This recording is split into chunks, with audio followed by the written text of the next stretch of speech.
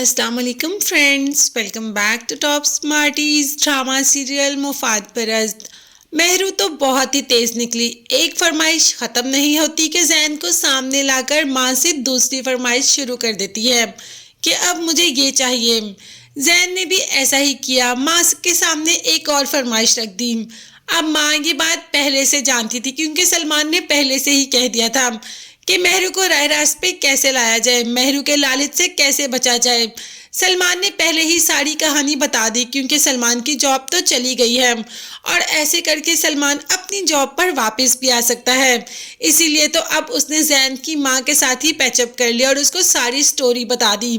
दूसरी तरफ महरू को फ़ोन पे बताता है कि तुम ये करो, जैन से ये कहलवाओ, और साथ ही साथ महरू की सास को अपनी तरफ भी करता है और उसको कहता है कि जब महरू आपसे कुछ ऐसी डिमांड करे तो आपने आगे से ऐसे एक्ट करना है।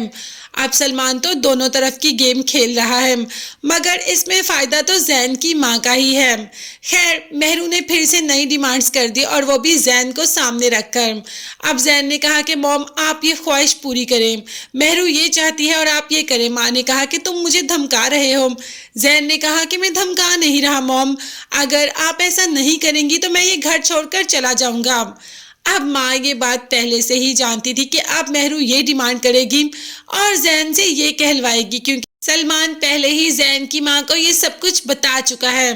तो खैर, फरा ने भी इस बार बहुत ही ज़्यादा अक्लमंदी का मुजाहरा किया और कहा कि मैं ऐसी कोई बात नहीं मानूंगी तुम्हारी। जैन ने कहा कि ठीक है मॉम, मैं फिर ये घर छोड़कर हमेशा हमेशा के लिए और आपको भी छोड़कर चला जाऊंगा। माँ ने कहा कि अच्छा तुम मुझे छोड़ के जाओगे, तो ठीक है तुम मुझे छोड़कर चले जाओ। अब सबसे पहले तो महरू का मुंह देखने वाला था। महरू को तो यकीन नहीं होता कि माँ अपने इकलौते बेटे के साथ ऐसा भी कर सकती है, माँ ऐसा भी कह सकती है।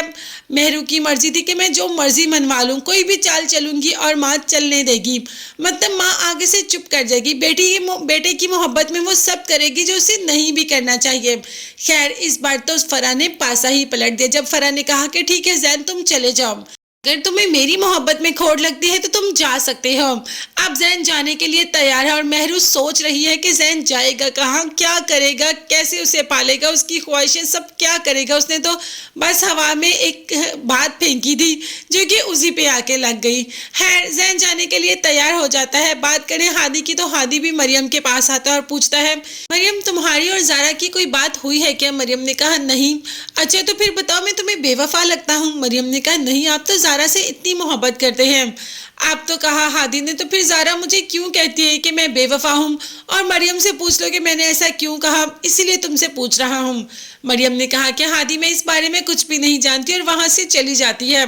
हादी बेचारा तो सोचता ही रहता है क्या ही मेरे साथ हो क्या रहा है।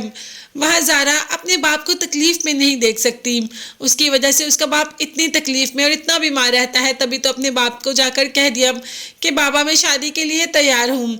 बाबा ने कहा कि अच्छा मैं फिर हादी के पेरेंट्स को कॉल कर देता हूँ, उसकी माँ को और मामू को, कि वो आकर अपनी अमानत ले जाए।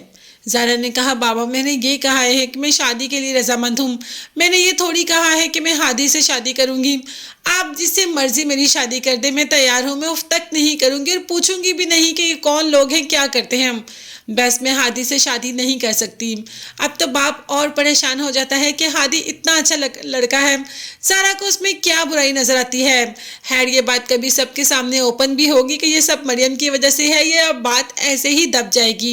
ये देखने और जानने के लिए चैनल को ज़रूर सब्सक्राइब कीजिएगा। नेक्स्ट वीडियोस तक के लिए अल्लाह हाफिज़ एंड बाय बाय।